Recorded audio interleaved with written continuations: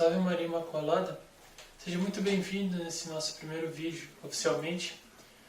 E hoje nós vamos conversar sobre o assunto que foi levantado pelo nosso Papa Emérito Bento XVI sobre a homossexualidade e o aborto. Ele diz que a homossexualidade e o aborto eles são ações do anticristo. E o que nós, católicos, pensamos sobre isso? Nesse começo aqui, eu vou tratar das duas coisas de maneiras diferentes. E depois eu vou juntá-las e explicar mais uma coisa para vocês entenderem o que nós vivemos, o que nós estamos passando, principalmente na sociedade de hoje. Que é uma coisa que está muito escondida, mas ao mesmo tempo extremamente visível. As intenções dessas pessoas são muito tristes para nós. As intenções que elas têm machucam seriamente o coração de Jesus. Mas dando início, vamos falar sobre a homossexualidade. O Catecismo da Igreja Católica, esse aqui grandão, trata da castidade e da homossexualidade no parágrafo 2357 da seguinte forma: a homossexualidade designa as relações entre homens e mulheres que sentem atração sexual exclusiva ou predominante por pessoas do mesmo sexo. Aqui é aquela explicação básica de o que é a homossexualidade, a tendência homossexual. A homossexualidade se reveste de formas muito variáveis ao longo dos séculos e das culturas. Aqui nós podemos fazer uma pausa para nós irmos na palavra, que em Romanos tem um exemplo disso. Se quiser pegar comigo, vá lá em Romanos, capítulo 1, no versículo 26. Por isso, Deus os entregou às paixões desgradantes. As suas mulheres mudaram as relações naturais, as relações contra a natureza. Lembrando que toda essa palavra contra a natureza vai daquilo o que é tradicional, levado pela igreja. No caso, seria a relação com outro homem.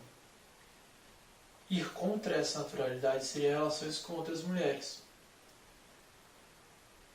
Os homens, igualmente, abandonando as relações naturais com a mulher, inflamaram-se de desejos uns pelos outros. Ou seja, aqui Paulo descreve a sociedade de Roma da época.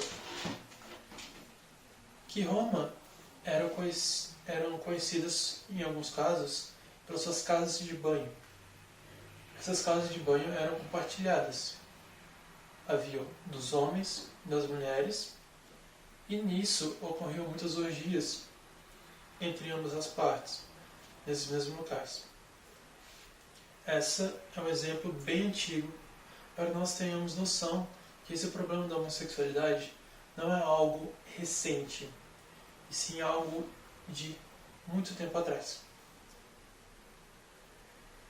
Sua gênese psíquica continua amplamente inexplicada. Sua gênese psíquica continua amplamente inexplicada. Muitos estudos vão e vêm tentando adivinhar de onde sai, tentando descobrir na realidade de onde vem a tendência homossexual. Muitos dizem que é do gene, muitos dizem que é psicológico, muitos dizem que vem de traumas, e assim vai. Apoiando-se na Sagrada Escritura, que os apresenta como depravações graves, aqui ele cita Gênesis 19, Romanos 24 a 27, Romanos 1, 24 a 27, que foi o que nós lemos, 1 Coríntios 6, 9, 10 e 1 Timóteo, capítulo 1, versículo 10.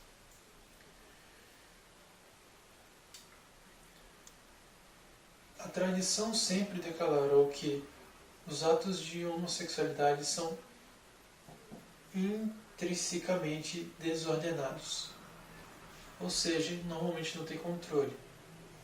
Infelizmente, nós vemos isso em alguns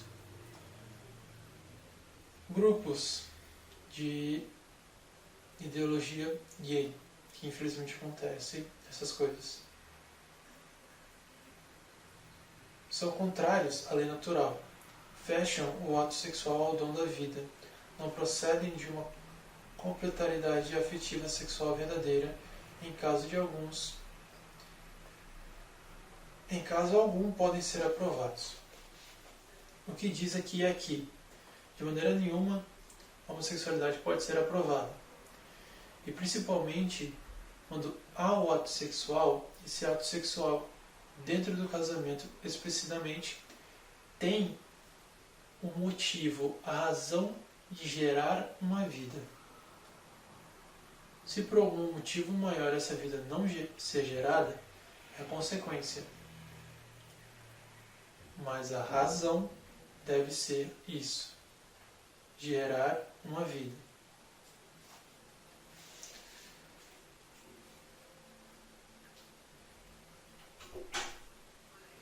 Um número não negligenciável de homens e mulheres apresentam tendências homossexuais profundamente enraizadas.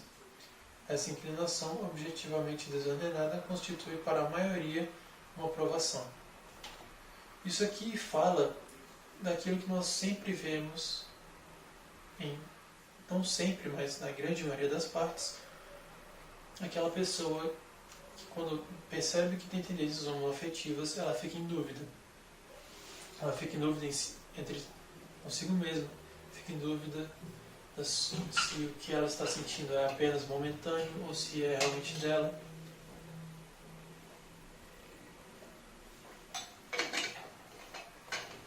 E outras coisitas más.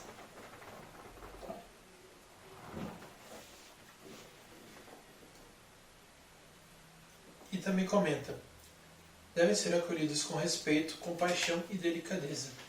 Evitar-se-á para com eles todo sinal de discriminação injusta. Essas pessoas são chamadas a realizar a vontade de Deus em suas vidas e, se forem cristãs, a unir ao sacrifício da cruz do Senhor as dificuldades que podem encontrar por causa de sua condição. Ou seja, você que está me ouvindo e tem tendências homossexuais, o Catecismo da Igreja Católica acabou de te dar um caminho de como superar isso. Entenda que a Igreja não está aqui para te condenar. Nós, a Igreja, nós te amamos. Nós queremos o melhor para você. Nós temos preocupação daquilo que é mais precioso para você, que é a sua alma, a salvação eterna da sua alma.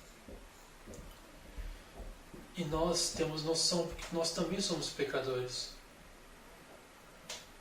Nós também erramos. Não é só porque você tem uma condição especial, tem uma tendência homoafetiva que te impede de participar da igreja. Não, de forma nenhuma. Pelo contrário. Você deve olhar para o crucificado e entregar as suas dores a Ele. E pedir que Ele te dê forças para continuar. Porque isso é uma tentação.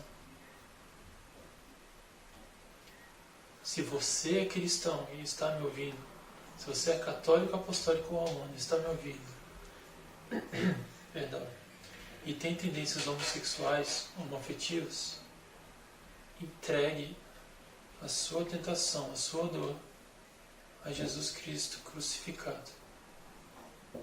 Ele vai te ajudar. E em seguida, o Catecismo também diz os caminhos para que seja superado, entre milhões de aspas, essa tendência homoafetiva. As pessoas homossexuais são chamadas à castidade pelas virtudes do autodomínio, educadoras para a liberdade interior. Às vezes pelo apoio de amizades desinteressadas, pela oração e graça sacramental, podem se aproximar gradual e resoludamente à perfeição cristã. Isso é, a santidade.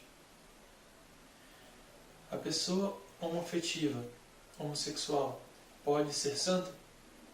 Pode. Foi o que o Catecismo acabou de nos falar. Seguindo os mesmos caminhos que a Igreja propõe para todos os seus fiéis, que é a vida de castidade, autodomínio, vida sacramental e vida de oração, tanto o hétero como o homossexual podem ser santos.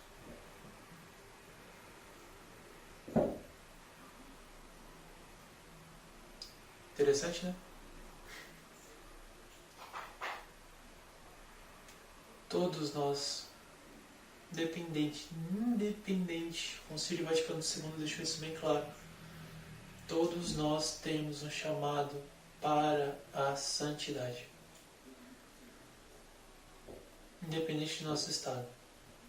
Independente da nossa vocação.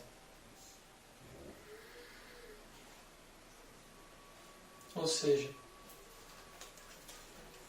se você é homossexual, tem tendências homoafetivas e é cristão, especificamente, se você não for cristão, não tem problema, pode fazer as escolhas que você quiser. Saiba que tem uma mãe te esperando. A sua igreja, Santa, Católica, Apostólica Romana, é uma mãe de braços abertos, apenas esperando você voltar e caminhar alguns passos para ela, que ela vem em socorro de você. Tanto que nos Estados Unidos, onde essa discussão é mais complexa, existem pastorais que ajudam os homossexuais. Em 2003,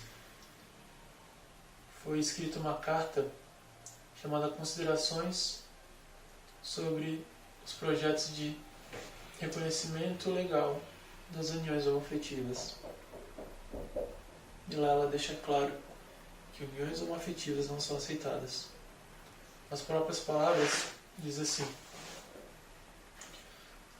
nenhuma ideologia pode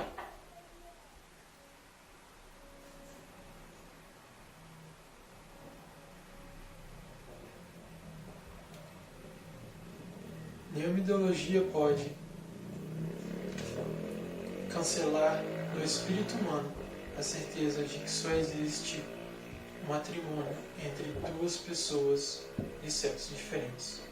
Isso é uma verdade. Porque o que mais dói na alma humana é ir contra a sua natureza. Andando na rua e nas redes sociais, eu vejo muitos exemplos disso. De pessoas que vão contra a sua natureza, que têm deformações no corpo, propositais, que causam. Não estou falando apenas de tatuagens. Estou falando daqueles piercings extremamente grandes. Estou falando daqueles estilos de roupa que você percebe que a pessoa não é apropriada para aquele estilo de roupa. Não estou julgando. Mas de fato você percebe que há uma desordem nessa pessoa. Que essa pessoa, ela infelizmente está desregrada, está mal consigo mesma.